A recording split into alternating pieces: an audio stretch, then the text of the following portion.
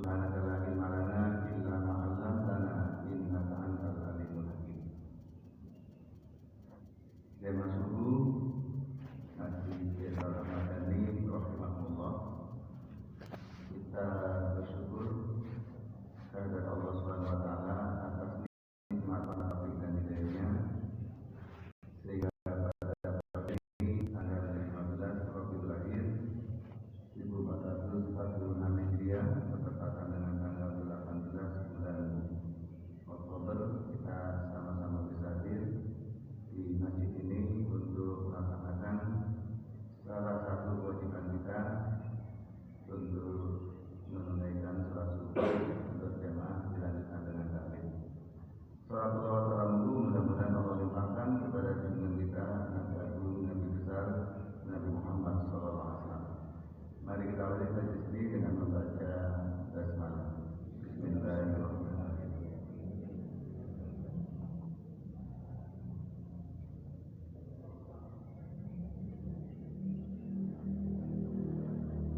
Baik, kita lanjut Bapak Ibu kajian kita Minhajul Muslim.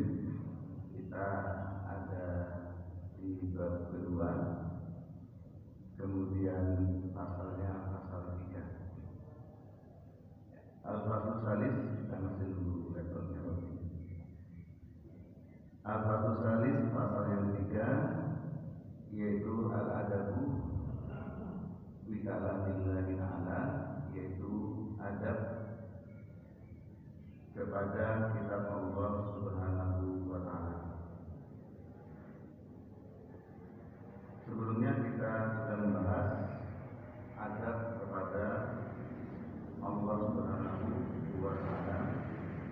Maka pada hari ini kita akan membahas tentang adab kepada kalam Allah atau firman Allah Subhanahu wa taala, dan bagi kita adalah Al-Qur'anul Karim. Seperti yang kita ketahui bahwa hubungan seorang muslim dengan kitab Al-Quran, yang pertama adalah bahwa Al-Quran itu sesuatu yang harus kita imani. Bahwa seorang muslim wajib mengimani bahwa Al-Quran itu adalah firman Allah Subhanahu wa taala, kalamullahi al-munazzalu, yang diturunkan ila Muhammadin sallallahu alaihi wasallam, kepada Nabi Muhammad sallallahu alaihi wasallam melalui malaikat Jibril, mutawatiran secara mutawatir, al-muta'abbadu bi tilawatihi, di mana membacanya mendapatkan pahala atau membacanya sebagai sebuah ibadah. Ini keyakinan kita. Lalu yang kedua, bahwa kita memposisikan Al-Quran sebagai sumber hukum Islam. Sumber hukum Islam yang pertama dan utama. Maka di situ Bapak Ibu sekalian, sumber hukum Islam bagi seorang muslim di dalam dia berkehidupan beragama, di dalam dia menjalani hidupnya adalah berpedoman kepada kitab suci Al-Quran, tidak berpedoman kepada lainnya. Maka dalam aspek apapun, ya, seharusnya kita berpedoman kepada Al-Quran. Satu misal yang terjadi di masyarakat adalah bagaimana kita membagi harta warisan. Maka seharusnya ketika kita dihadapkan kepada pilihan, apakah kita akan menggunakan hukum adat atau hukum yang lain. Kalau pengadilan itu ya yang berhubungan dengan warisan itu ya pengadilan agama, atau pengadilan negeri ketika ada sengketa. kemudian ada hukum Islam, maka yang harus kita jadikan pedoman adalah hukum Islam. Nah, ini tentu ada beberapa yang menurut saya, terutama biasanya di ibu-ibu nih, karena di salah satu pembahasan Islam itu ada ketentuan begini, lidzakari mislu hadzil unsayain, bahwa bagi perempuan, bagi laki-laki itu bagiannya 2 kali dibanding perempuan. Maka sering kita itu disiki oleh paham-pahaman lain, terutama paham kesetaraan gender, apa itu terus dibagi sama saja, baik laki maupun perempuan itu ya sama, supaya adil, kata-kata adil. Padahal sudah jelas lidzakari mislu hadzil unsayain, bahwa bagi laki-laki bagiannya 2 kali dibanding perempuan. Kalau perempuan dapat 1, laki-laki dapat 2. Nah, tentu di dalamnya ya ada hikmah. Karena pada prinsipnya dalam kehidupan itu yang bertanggung jawab atas kebutuhan diri, istri dan keluarga adalah laki-laki. Nah, seringkali kita dibisiki atau dipengaruhi atau didangkalkan oleh paham-paham seperti itu. Kadang-kadang itu ada orang yang memperjuangkan kesalahan gender, akhirnya mau disamakan. Ini salah satu contoh. Ini yang kedua tadi, bahwa Al-Quran adalah sumber hukum Islam yang pertama dan utama. Lalu yang berikutnya,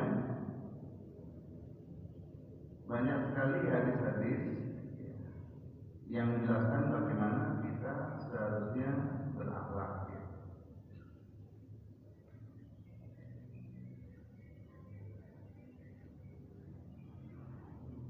Di antaranya, Nabi bersabda, "Iqra'ul Qur'ana fa innahu ya'ti yaumal qiyamati syafi'an yasabihi." Bacalah Al-Quran, karena sesungguhnya Al-Quran itu nanti akan datang pada hari kiamat syafi'an, sebagai pemberi syafaat li ashabihi, bagi ashabnya. Nah, ashab ini para ulama mengartikan dengan beberapa arti. Yang pertama dimaknai bagi pembacanya. Jadi bacalah Al-Quran, karena nanti di hari kiamat Al-Quran itu akan memberi syafaat kepada para pembacanya.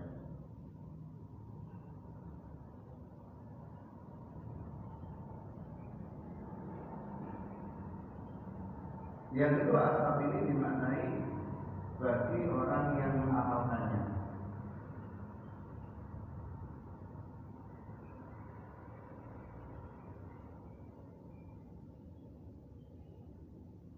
Dan siapapun yang mengamalkan Al-Quran nanti di hari kiamat akan mendapat syafaat dari Al-Quran yang ia amalkan. Maka ini menjadi spirit bagi kita. Yang pertama, untuk sering-sering atau istiqomah membaca Al-Quran, walaupun mungkin tidak terlalu banyak yang kita baca setiap hari, tapi rutin atau sering. Yang kedua, mengamalkan Al-Quran. Isi Al-Quran kita amalkan dalam kehidupan sehari-hari.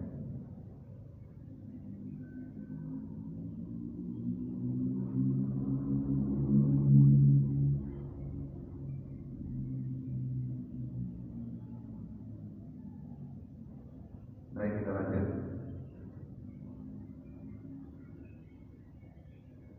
Yu'minul muslimu bi qudsiyati kalamillahi ta'ala.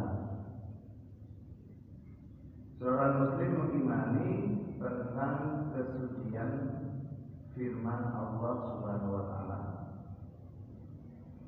Wa syarafihi wa afdaliyatihi ala sa'iril kalam.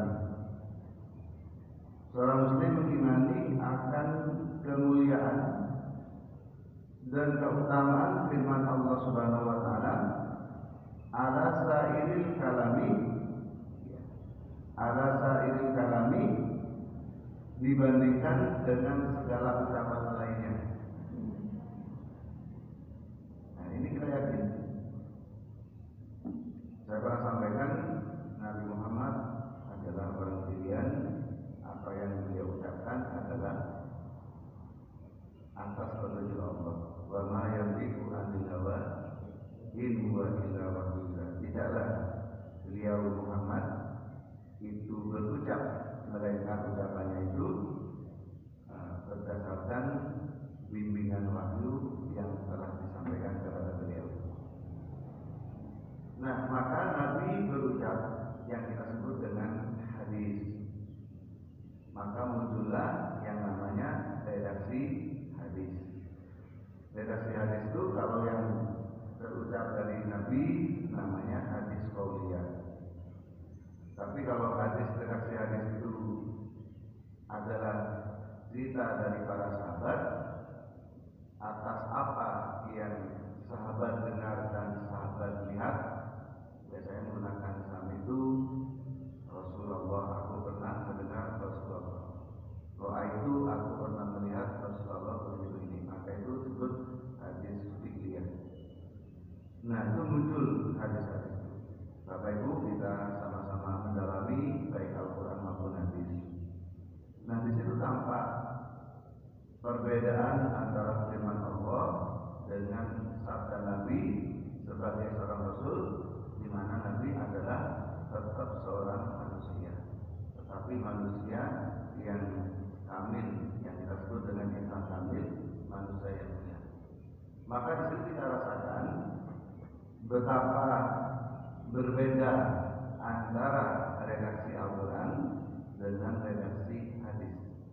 Sangat terasa kalau kita betul-betul sering membaca dan mendalami apa itu uslub, tata bahasa yang ada di Al-Quran maupun yang ada di hadis. Ini bukan berarti hadis itu tidak bagus, tidak. Sangat bagus karena hadis disebut dengan sabda Nabi Asy-Syarif, Nabi yang mulia. Namun di situ menggambarkan betapa berbeda antara kalam Allah dengan kalam Rasul, dan inilah yang menunjukkan di sini disampaikan bahwa Al-Quran itu adalah memiliki kemuliaan wa syarafihi wa abdoliyatihi ala sa'il kalami. Baik, kita lanjut.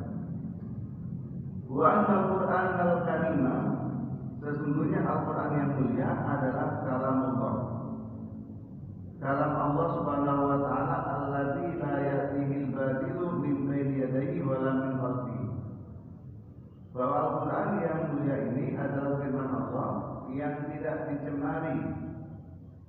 La ya'tihi itu tidak datang kepadanya al-batilu, kebatilan. Yang tidak akan dicemari oleh kebatilan min bayni yadayhi, baik dari depan wala min khalfi, maupun dari belakang. Dijamin Al-Quran itu akan tetap suci dan mulia. Sudah berapa kali dicoba untuk mencemari Al-Quran dengan cara